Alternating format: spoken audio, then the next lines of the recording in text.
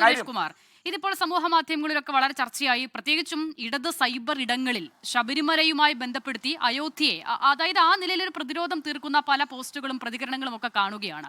വലിയ കൊള്ള അവിടെ നടന്നിട്ടുണ്ട് എന്നത് ഇപ്പോൾ വരുന്ന വിവരങ്ങളാണ്. പൂർണ്ണമായും അത് എത്രയാണ് എന്നതിൽ കണ്ടെത്താൻ പോലും ആയിട്ടില്ല. ശരിയാണ്, ഇപ്പോൾ മറുപക്ഷത്ത് ഉയരുന്ന ചോദ്യം പോലെ തന്നെ വിശ്വാസികളുടെ എല്ലാ ലക്ഷണങ്ങളും ഞങ്ങൾക്കുണ്ട്, ഞങ്ങളാണ് വിശ്വാസത്തിന്റെ എല്ലാം എന്ന് അവകാശപ്പെടുന്നവരാണ് അവിടെ വലിയൊരു കൊള്ളം നടത്തിയിരിക്കുന്നത് എന്നുള്ളതാണ് ഇപ്പോഴുള്ള ആരോപണം. പക്ഷെ അതിനെ മുൻനിർത്തി ശബരിമലയെ പ്രതിരോധിക്കാൻ എത്ര കണ്ടാകും? നോക്കൂ വസ്തുത, ഇവിടെ ശബരിമലയെ പ്രതിരോധിക്കാനോ ഈ കാര്യങ്ങളെയും ശബരിമലയിലുണ്ടായ വിഷയങ്ങളെയും സംബന്ധിച്ച് ക്ലബ് ചെയ്യാനോ ഞാൻ ആഗ്രഹിക്കുന്നില്ല. അതിവിടെ ചർച്ച തുടങ്ങി വെച്ച ഹിന്ദു ഐക്യവേദിയുടെ നേതാവാണ് ആ രൂപത്തിലുള്ള ഒരു ഡിഫൻസ് എടുത്തുകൊണ്ട് ചർച്ച തുടങ്ങി വെച്ചത്.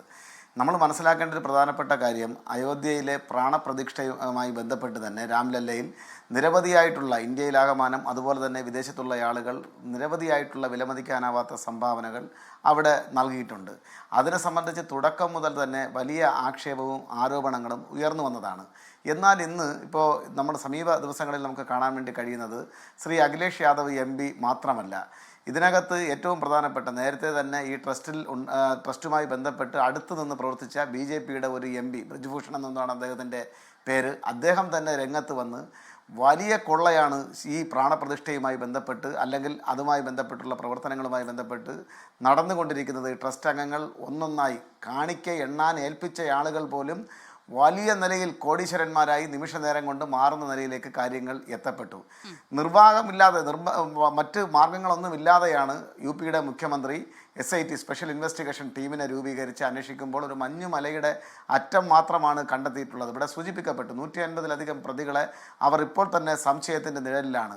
വിലമതിക്കാനാവാത്ത നിലയിലുള്ള വസ്തുവകകൾ, അത് സ്വർണ്ണമായിക്കൊള്ളട്ടെ, വെള്ളിയായിക്കൊള്ളട്ടെ, പണത്തിൻ്റെ രൂപത്തിലായിക്കൊള്ളട്ടെ, അവിടെ നിന്ന് അപഹരിക്കപ്പെട്ടിട്ടുണ്ട് എന്ന് നിസ്സംശയം തെളിയിക്കപ്പെട്ടിരിക്കുകയാണ്.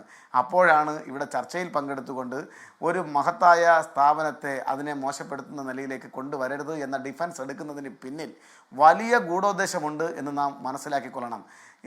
ഇപ്പോൾ കേരളത്തിൽ ഞാൻ എന്തായിരുന്നാലും ഇത് രണ്ടും ക്ലബ് ചെയ്യാൻ ആഗ്രഹിക്കുന്നില്ല. എങ്കിൽ പോലും പറഞ്ഞ ആളുകൾ എടുത്തിട്ടുള്ള ഡിഫൻസുമായി ബന്ധപ്പെട്ട് അവിടെ നടക്കുമ്പോൾ ഇതെല്ലാം കൊള്ളാം, ഞങ്ങളുടെ ഇടങ്ങളിലേക്ക് നടക്കുമ്പോൾ അതങ്ങനെ പറയരുത് എന്ന ഡിഫൻസ് നിങ്ങൾ എന്തുകൊണ്ട് എടുക്കുന്നു?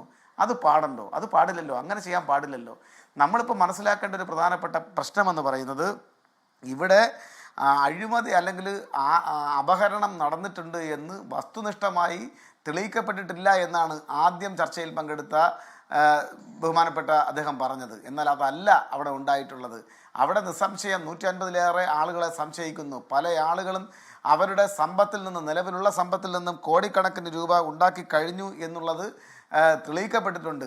ഇപ്പോൾ കേരളത്തിലൊരു വിജിലൻസ് റിപ്പോർട്ടിൻ്റെ അടിസ്ഥാനത്തിലാണെങ്കിൽ നിങ്ങൾ UPയിൽ മനസ്സിലാക്കേണ്ടത്, ഇതിൻ്റെ പ്രധാനപ്പെട്ട സംഘാടകരിലൊരാളായിരുന്ന ഒരു MP തന്നെ രംഗത്ത് വന്ന് മാധ്യമപ്രവർത്തകരോട് പറയുകയാണ്, ഇതിനകത്ത് നടക്കുന്നത് തീവെട്ടിക്കൊള്ളയാണ് എന്ന രൂപത്തിൽ പറയുകയാണ്. അതാണ് തമ്മിലുള്ള വ്യത്യാസം. അങ്ങനെ പറഞ്ഞതുകൊണ്ടാണ് മറ്റ് വഴികളൊന്നുമില്ലാതെ UPയിലെ മുഖ്യമന്ത്രിക്ക് സ്പെഷ്യൽ ഇൻവെസ്റ്റിഗേഷൻ ടീമിനെ അന്വേഷിക്കാൻ വേണ്ടി ചുമതലപ്പെടുത്തേണ്ടുന്ന ഒരു രീതി ഉണ്ടായിട്ടുള്ളത്. ഇവിടെ നമ്മൾ മനസ്സിലാക്കേണ്ടുന്ന ഒരു കാര്യം, ഇത് ശബരിമലയുമായി ബന്ധപ്പെട്ടൊന്നും ഇതിനെ ക്ലബ് ചെയ്യാൻ വേണ്ടി ആഗ്രഹിക്കരുത്. അത് ഈ വിഷയത്തെ ലഘൂകരിക്കുന്നതിന് വേണ്ടിയിട്ടുള്ള ബോധപൂർവമായിട്ടുള്ള ഇടപെടലാണ്. നിങ്ങൾ ഇന്ന് ഈ വിഷയം ചർച്ചയ്ക്കെടുത്തത് തന്നെ ഞാൻ സത്യത്തിൽ 24-നെ അഭിനന്ദിക്കുകയാണ്. കാരണം എന്താ അറിയാമോ, ഈ രാജ്യത്ത് നീറ്റ് പരീക്ഷ എഴുതിയ നിരവധികളായിട്ടുള്ള വിദ്യാർത്ഥികൾ അവരുടെ എല്ലാ പ്രതീക്ഷയും തകർന്നപ്പോൾ സ്വയം മരണം വരിച്ചു കൊണ്ടിരിക്കുന്ന കൗമാരക്കാരായിട്ടുള്ള വിദ്യാർത്ഥികൾ സ്വയം മരണം വരിച്ചു കൊണ്ടിരിക്കുന്ന ഒരു രാജ്യമാണ്. ഈ രാജ്യം നേരിടുന്ന പ്രധാനപ്പെട്ട പ്രതിസന്ധികൾ BJPയും RSSും ഈ രാജ്യത്തെ ഭരണത്തിന് നേതൃത്വം നൽകുമ്പോൾ ആ രാജ്യം നേരിടുന്ന പ്രധാനപ്പെട്ട പ്രതിസന്ധികളെ സംബന്ധിച്ച് നമുക്ക് ജനങ്ങൾക്ക് മുന്നിൽ പറയാൻ സാധിക്കുന്നില്ല എന്ന ഏറ്റവും വിഷമകരമായിട്ടുള്ളൊരു അവസ്ഥയിലാണ് ഈ രാജ്യം എത്തപ്പെട്ട് നിൽക്കുന്നത്. ഇതുപോലെ ഇപ്പോൾ അയോധ്യയിലുണ്ടായിട്ടുള്ള വിഷയം, നീറ്റ് പരീക്ഷയുമായി ബന്ധപ്പെട്ടുള്ള വിഷയം, തൊഴിലില്ലായ്മയുമായി ബന്ധപ്പെട്ട് CJP കോക്രോച്ച് ജനതാ പാർട്ടി നടത്തുന്ന സമരമൊക്കെ ഈ ഇന്ത്യ മഹാരാജ്യത്തെ പിടിച്ചു കുലുക്കിക്കൊണ്ടിരിക്കുമ്പോൾ നമ്മൾ പല ചെറു കാര്യങ്ങളുടെയും പിന്നാലെ വികാരഭരിതമായി ആ ദൗർബല്യങ്ങളെ അന്വേഷിച്ച് പരക്കം പായുന്ന ഒരു സ്ഥിതിവിശേഷം നിലവിലുണ്ട്. അത് മാറ്റിവെക്കാൻ തയ്യാറായതിന് ഞാൻ 24-നെ അഭിനന്ദിക്കുകയാണ്.